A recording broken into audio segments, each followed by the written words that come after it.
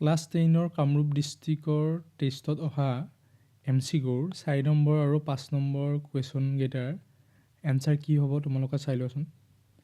ইয়াতে 4 নম্বৰ কুৱেশ্যনত দিয়া আছে যিকোনো ধনাত্মক অখণ্ড সংখ্যা এমৰ বাবে প্ৰতিটো ধনাত্মক যুগ্ম অখণ্ড সংখ্যাৰ আৰ্হি কি হ'ব বা আৰ্হি হ'ব কি এইটো সুধিছে।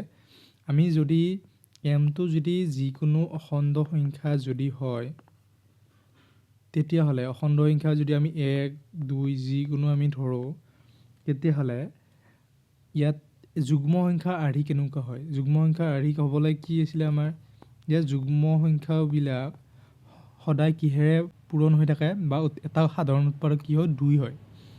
সেইকাৰণে আমাৰ এইটো যদি আমাৰ এমটো যদি অখণ্ড সংখ্যা হয় এই এমটোৰ লগত সদায় এটা কি হ'ব 2 এটা পূৰণ হৈ থাকিব।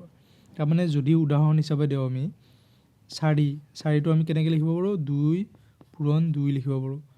যেনেকৈ 6 এটা 2 পূৰণ 3 লিখিব পাৰোঁ।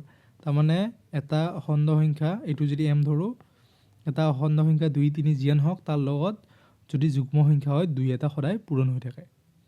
নেক্সট 5 নম্বৰ কুৱেশ্যনটো যদি আমি চাওঁ যদি P1 আৰু P2 দুটা অযুগ্ম মৌলিক সংখ্যা যাতে P1 গ্ৰেটাৰ দেন P2 তেন্তে P1 square minus P2 square হ'ব।